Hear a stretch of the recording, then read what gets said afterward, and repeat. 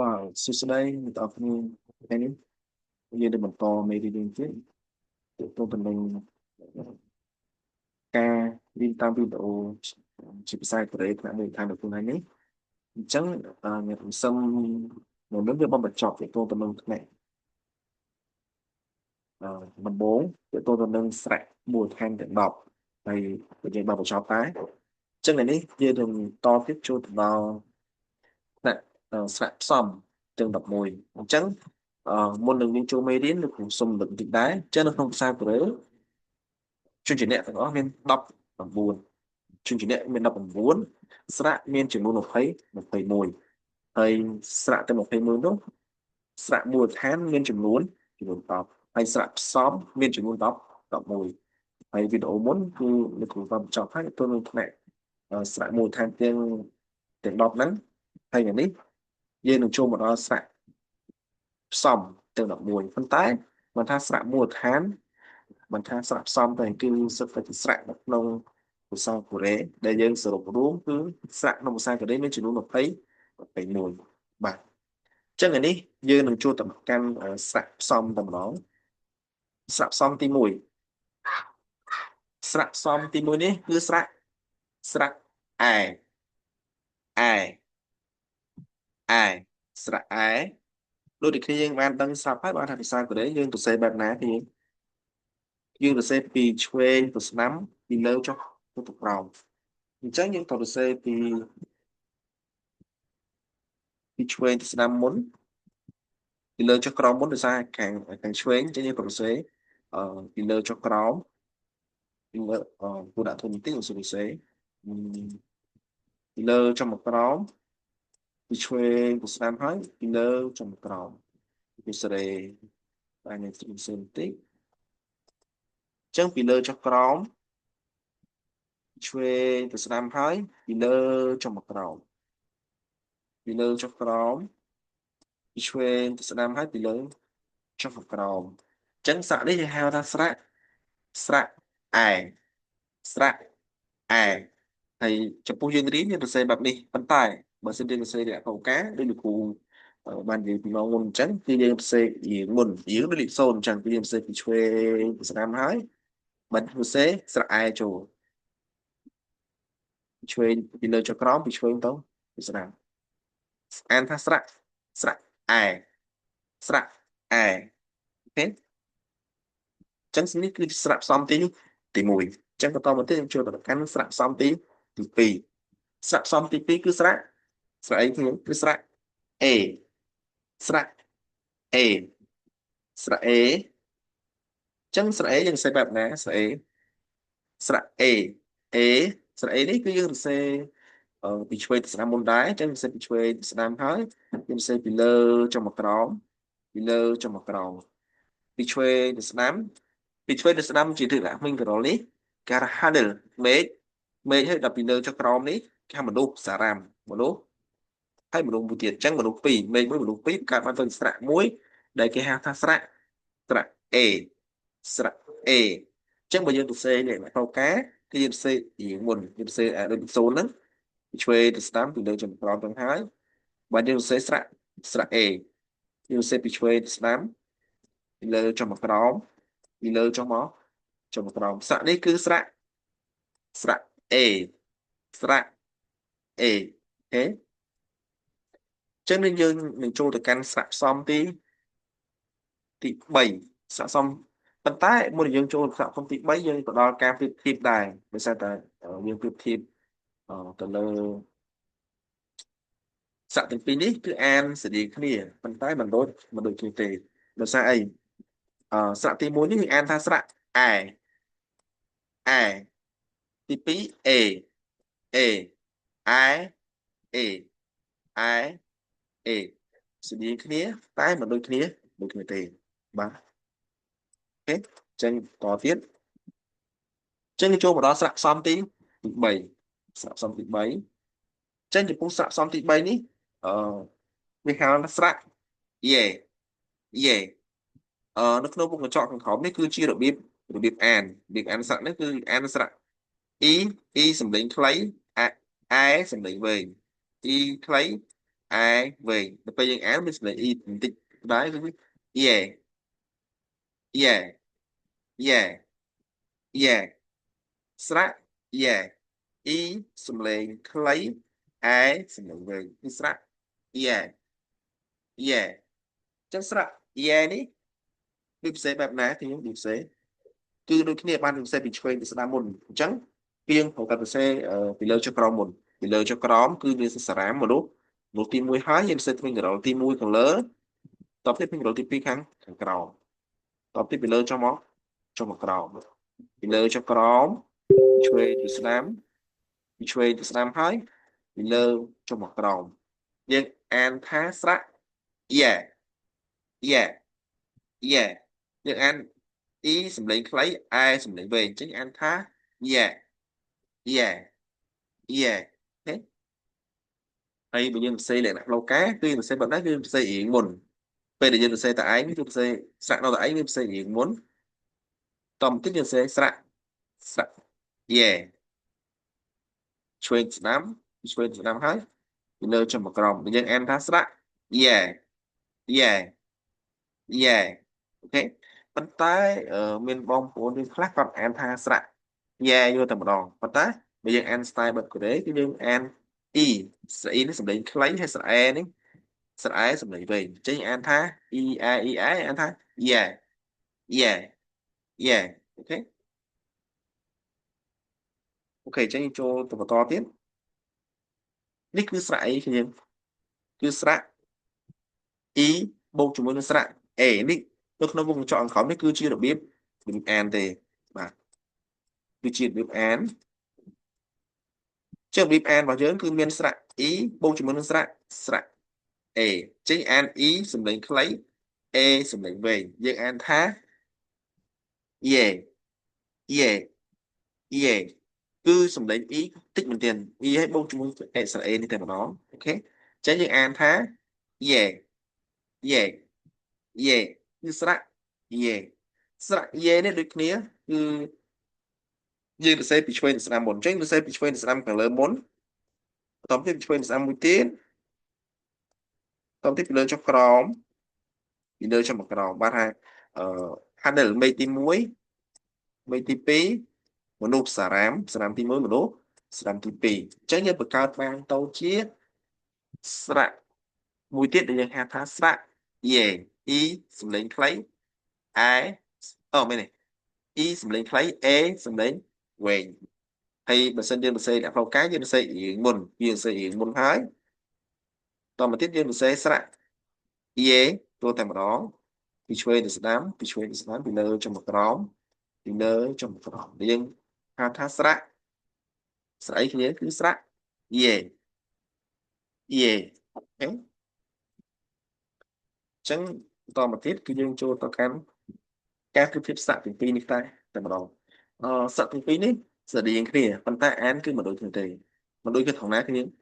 គឺថងថាស្រៈទី1នេះគឺយើងអាន e សំឡេងខ្លី a សំឡេងវែងអញ្ចឹងយើងអានលោកសួរសំឡេងថា yeah yeah yeah yeah ទៅពេលស្រៈទី2នេះគឺយើងអាន e សំឡេងខ្លីហើយ a សំឡេងវែង e ខ្លី a វែងអញ្ចឹងអានលោកសួរសំឡេង yeah yeah yeah ចឹងស័ក្តិទី1យើងអានថាម៉េច yeah yeah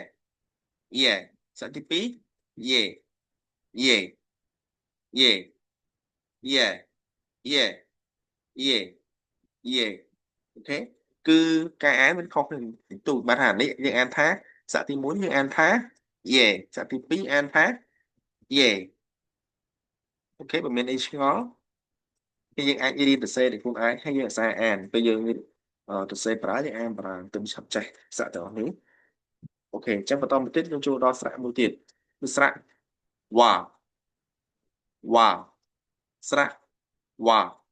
ដូចគ្នាបាននៅក្នុងវងកញ្ចក់នេះគឺយើងនិយាយពីរបៀបនៃការអានអញ្ចឹងអូអូសំឡេងខ្លីអាសំឡេងវែងអូសំឡេងខ្លីអាសំឡេងវែងអញ្ចឹងអាន OR យើងអានថាវ៉ាយើងអានឲ្យបើកមាត់ទេបើមកយើងអានស្រះបានល្អស្រះវ៉ាវ៉ាយើងបើកមាត់ស្រះវ៉ាវ៉ា ចំពោះស្រៈវ៉ានេះវាសរសេរក៏គ្នាបានដឹងដែរបាទហើយសរសេរអឺពីឆ្វេងទៅស្ដាំពីលើចុះមកក្រោម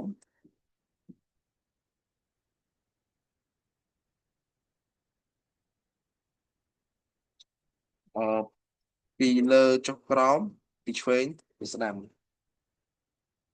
ហើយស្រៈមួយនេះដូចគ្នាបើយើងអាចសរសេរស្រៈមនុស្សមុនក៏បានដែរគឺវាសរសេរពីលើចុះក្រោមហើយពីឆ្វេងទៅស្ដាំជិះក៏បានហើយយើងសរសេរពីលើចុះក្រោមហើយពីឆ្វេងទៅស្ដាំជិះអូខេអញ្ចឹងពីលើចុះមកក្រោមពីឆ្វេងទៅស្ដាំពីលើចុះមកក្រោមពីឆ្វេងទៅស្ដាំដែលយើងហៅថាស្រៈវ៉ាវ៉ាវ៉ាស្រៈវ៉ានេះផងដែរបើយើងសរសេរលក្ខណៈតូការគឺយើងសរសេរអឺ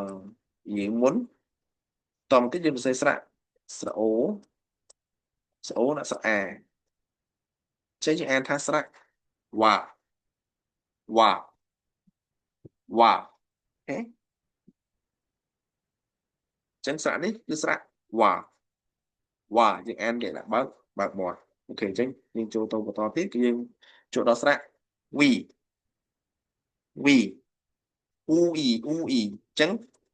នេះគឺជាសំឡេងអានគឺយើងសំឡេងស្រៈអ៊ូខ្លីស្រៈអ៊ីវែងអ៊ូខ្លីស្រៈអ៊ីវែងអញ្ចឹងយើងអានថាម៉េចអ៊ូអ៊ីអានថាវីវីអញ្ចឹងដោយសារតែស្រៈអ៊ូយើងអានសំឡេងមកជើងទៅមុខអញ្ចឹងអានថាវីវីអូខេចំពោះរបៀបសរសេរសាកមួយនេះគឺស្រួលសរសេរទេបាទថាយើងសរសេរអពីឆ្វេងទៅស្ដាំពីលើចុះមកក្រោមពីលើចុះមកក្រោមបាទថាយើងសរសេរតាំងគឺផែនដីតទៅទៀតយើងសរសេរសារ៉ាមមនុស្សតទៅយើងសរសេរសារ៉ាមមួយទៀតគឺមនុស្សដែរអូខេហើយបើសិនជាយើងសរសេរជាលក្ខណៈថូកាគឺយើងសរសេររៀងមុនសរសេររៀងហើយតទៅទៀតយើងសរសេរស្រៈអ៊ូចូលតទៅទៀតយើងដាក់ស្រៈអ៊ីភាសាលោកសរសេរឃ្លីបន្តិចអញ្ចឹងយើងសរសេរយើងហើយយើងសរសេរស្រៈអ៊ូតទៅទៀតយើងដាក់ស្រៈអ៊ីចូលទៅអញ្ចឹងយើងអានថាស្រៈវីវីវីអូខេហើយមានគ្នាឆ្ងល់ថាចុះលោកគួរអាស្រៈអ៊ូស្រៈអ៊ីជួបគ្នាអត់ការពិតជាទូទៅស្រៈនេះយើងមិនសេជួបគ្នាទេយើងសេយើងហើយយើងសេស្រៈអ៊ូយើងសេស្រៈអ៊ីយើងគ្រាន់ដាក់វ៉ែនឹងក៏បានដែរគីនឹងក៏បានដែរប៉ុន្តែពេលខ្លះសរសេរទៅវាជ្រុលជាប់ប៉ុន្តែជាប់ក៏អត់ផុតដែរគឺត្រូវដូចគ្នាដោយសារតែសរសេរដៃពេលខ្លះអាចជាប់ដែរប៉ុន្តែយើងសរសេរអត់ជាប់ក៏បានសរសេរជាប់ក៏បានដែរទាក់ទងតែនេះស្រៈអ៊ីនេះអូខេចឹងស្រៈអ៊ីគឺស្រៈពីរចឹងយើងអាចសរសេរជាក៏បានដែរបានសរសេរស្រៈអ៊ូហើយតទៅទៀតយើងសរសេរស្រៈអ៊ីតែលោកគ្រូកំឡុងសរសេរជាប់អញ្ចឹងដល់ពេលយើងសរសេរទៅវាជាប់គ្នាអញ្ចឹងកន្លែងនេះជាប់ក៏បានអត់ក៏បានអត់អីទេបាទអញ្ចឹងស្រៈវីអូខេអញ្ចឹងយើងតទៀតគឺចូលដល់ស្រៈមួយនេះដែលយើងហៅថាស្រៈអូបូកជាមួយស្រៈអែយើងអានថាវ៉ែវ៉ែវ៉ែស្រៈនេះគឺស្រៈវ៉ែហ្នឹងគឺនៅក្នុងវងកញ្ចក់អង្ខុំក៏ជារបៀបអានដែរបាទថាអូសំឡេងខ្លីអែសំឡេងវែងតែយើងអានអូអែយើងអានទីទៅវ៉ែវ៉ែវ៉ែយើងអានសំឡេងបើកមាត់ដែរបើកមាត់បន្តិចអញ្ចឹងចំពោះរបៀបសរសេរក៏អត់បាក់ដែរស្រៈនេះបាទថាយើងសរសេរពីលើចុះក្រោមដដែលពីលើចុះក្រោមឆ្វេងទៅស្ដាំពីលើចុះមកក្រោមពីឆ្វេងទៅស្ដាំពីលើចុះមកក្រោមពីលើចុះក្រោមឆ្វេងទៅស្ដាំពីលើចុះមកក្រោមអូលោកគ្រូសេគីគ្នាពេកបន្តមកទៀតពីឆ្វេងទៅស្ដាំហើយ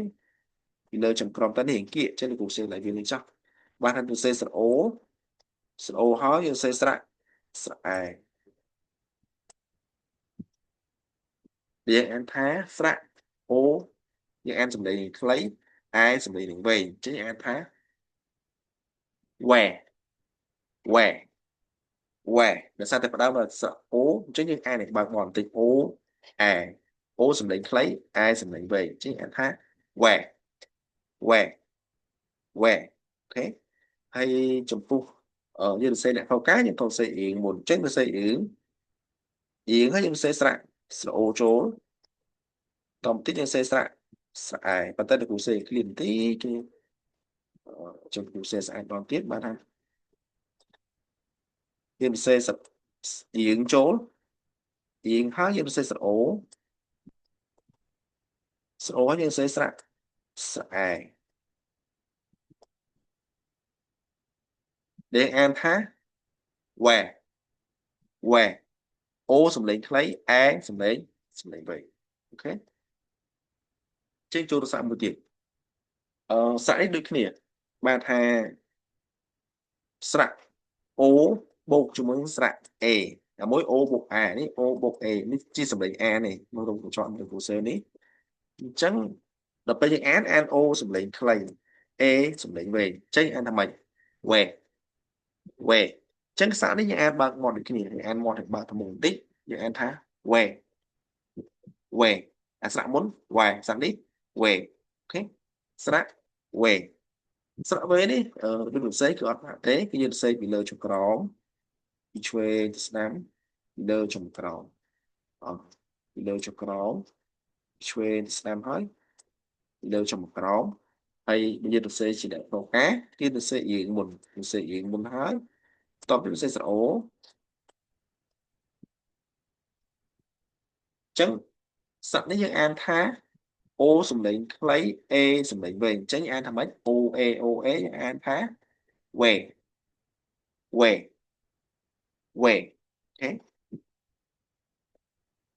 អូខេអញ្ចឹងយើងចូលទៅស្រៈតទៀតគឺស្រៈ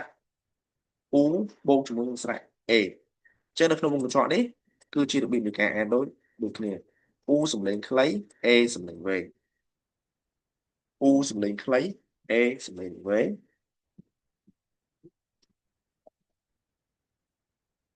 អញ្ចឹងនៅពេលដែលយើងអានស្រៈនេះគឺយើងអានបែបណាអ៊ូអេអញ្ចឹងយើងអានមកដល់ស្រួយទៅមុខអ៊ូអេអានថា where អូខេអ៊ូសំឡេងខ្លីអេសំឡេងវែង where ហើយពេលយើងអានអ៊ូមុនអញ្ចឹងមកដល់ស្រួយទៅមុខអ៊ូអេប៉ុន្តែអ៊ូគឺសំឡេងខ្លីមែនទែនពេលយើងអានណាអ៊ូសំឡេងខ្លីហើយអេនេះគឺសំឡេងវែងអញ្ចឹងអានថា where អូខេចំពោះរបៀបសរសេរក៏អត់លំបាកដែរគឺយើងសរសេរពីឆ្វេងទៅស្ដាំពីលើចុះមកក្រោមពីឆ្វេងទៅស្ដាំពីលើចុះមកក្រោមពីលើចុះមកក្រោមពីឆ្វេងទៅស្ដាំពីលើចុះមកក្រោមពីឆ្វេងទៅស្ដាំពីលើចុះមកក្រោមពីលើចុះមកក្រោមហើយបើយើងសរសេររកការយើងត្រូវសរសេររៀងមុនហើយពីឆ្វេងទៅស្ដាំបន្តមកទៀតសរសេរស្រអ៊ូយើងសរសេរស្រៈអេអូបាទហើយយើងសរសេររៀងមុនហើយតមកទៀតយើងសរសេរស្រៈអ៊ូហើយយើងដាក់ស្រៈអេចូលទៅចឹងយើងអានថាស្រៈអ៊ូអេវេចឹងយើងអានថាវេគឺមកស្រួយទៅមុខហើយអេអ៊ូអេប៉ុន្តែមិនអានអ៊ូវេទេអ៊ូសំឡេងខ្លីមែនទេអ៊ូខ្លីអេវេចឹងអានថាវេអូខេចឹងយើងបន្តទៀតគឺទៅដល់ការប្រៀបធៀបនៃការអានស្រៈទាំង3នេះអញ្ចឹងស្រៈទាំង3នេះគឺសំឡេងវាស្រដៀងគ្នាមែនទែនពេលដែលយើងរៀនគឺស្រដៀងខ្លាំងប៉ុន្តែអ្វីដែលសំខាន់វាមានលក្ខណៈខុសៗបន្តិចតួចស្រៈទី1នេះយើងអានអ៊ូយើងអានស្រៈអូនេះគឺសំឡេងខ្លីអែនេះសំឡេងវែងអញ្ចឹងអូអែអញ្ចឹងអានថា where ស្រៈទី2នេះគឺអូសំឡេងខ្លីអេសំឡេងវែងអូសំឡេងខ្លីអេសំឡេងវែងអញ្ចឹងដល់ពេលយើងអានថាម៉េចអូអេអានថា where អូខេស្រៈទី3នេះគឺយើងអានអ៊ូមកដល់ជួយទៅមុខយើងអានអ៊ូមុនអ៊ូសំឡេងខ្លីអេសំឡេងវែង u សំឡេងខ្លី a សំឡេងវែងអញ្ចឹងអានថាម៉េច u a អានថា we we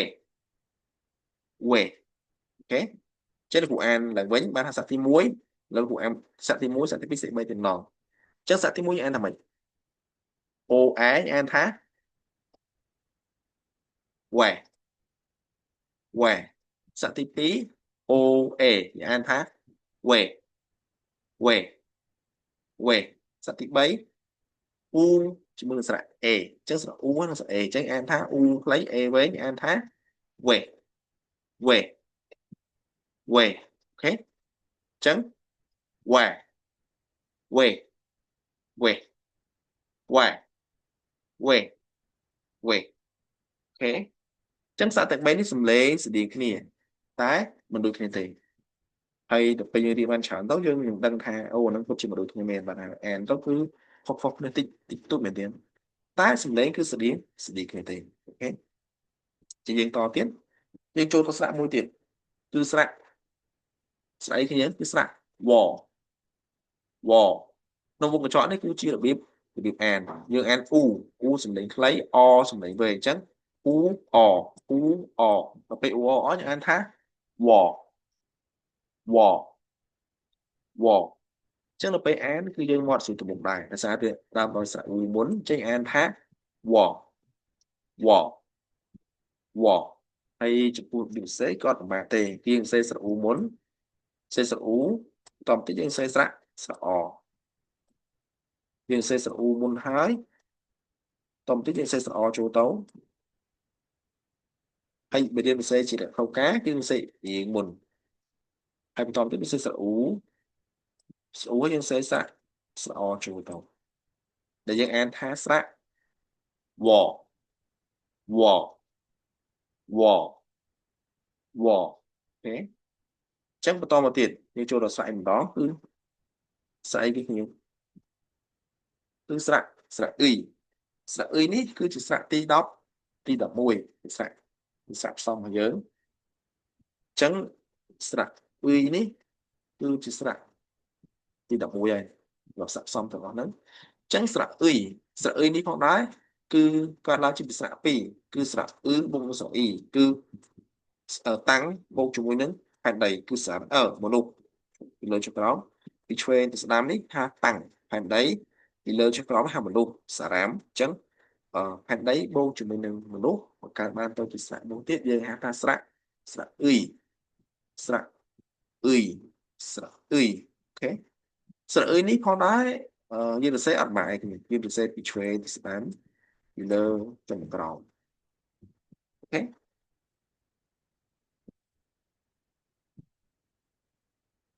ចេញសរសេរបើយើងសរសេរអ្នកផ្លូវការគឺយើងត្រូវសរសេររៀងមុនសរសេររៀងទៅហើយ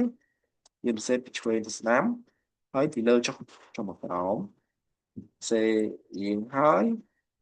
សរសេរពីឆ្វេងទៅស្ដាំហើយពីលើចុងក្រោម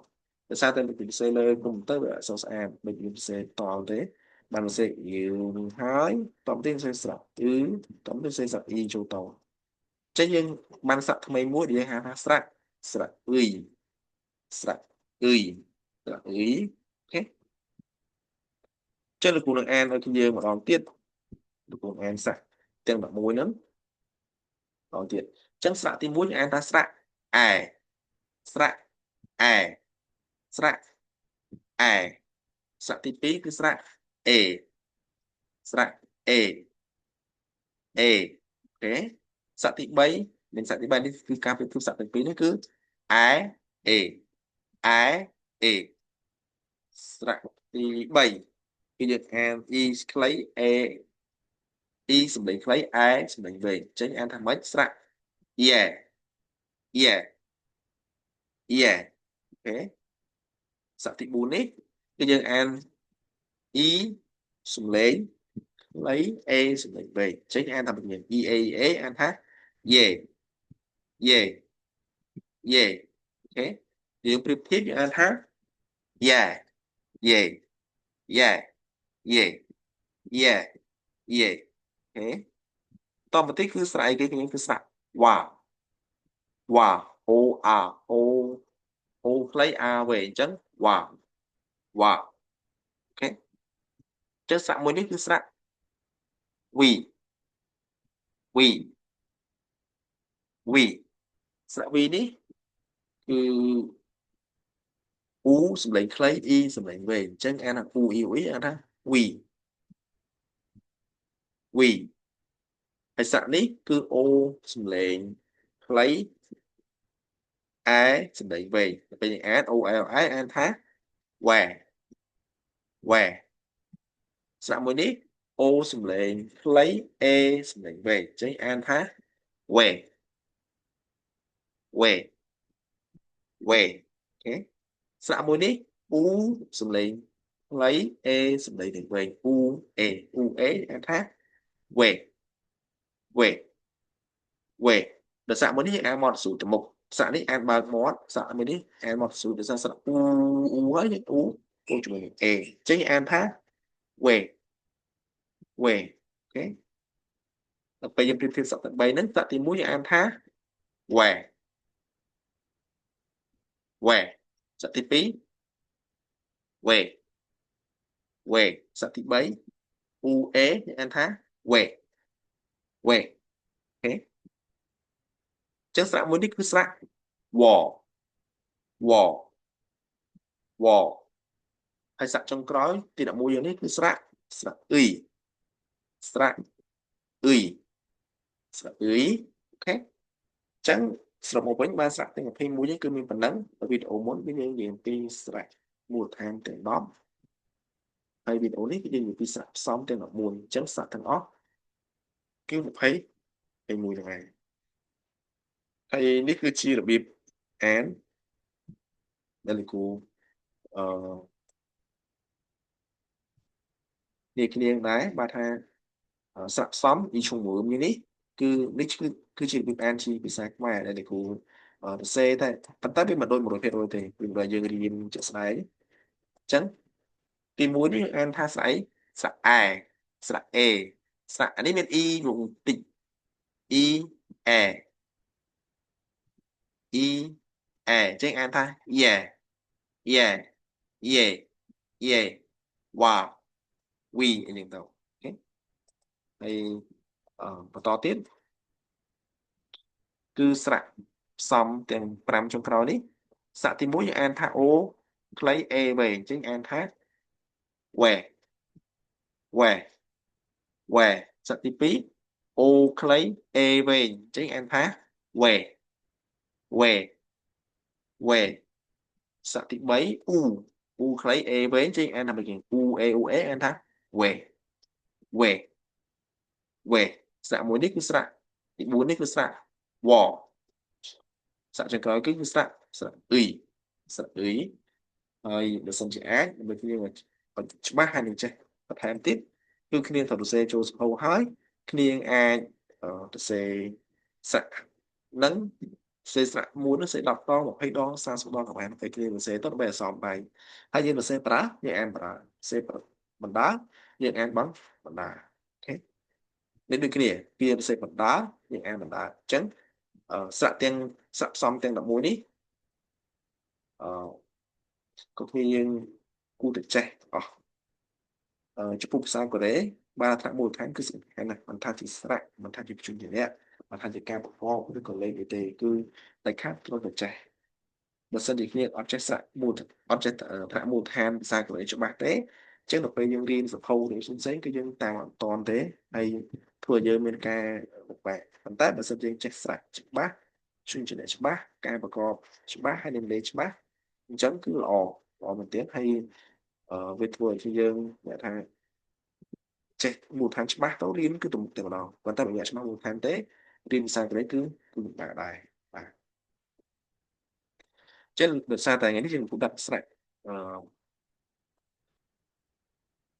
ស្រៈមូលដ្ឋានទាំង10ឲ្យគ្នាមើលដែរគឺអាយ៉ាអយ៉អូ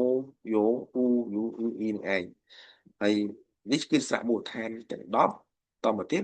គឺគ្នាបានរៀនមិញហ្នឹង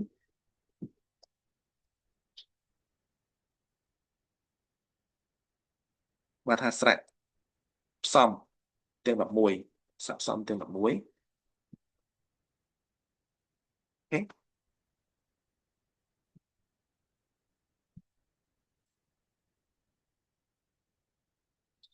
ចឹងសរុបមកវិញបានថាស្រៈទាំងអស់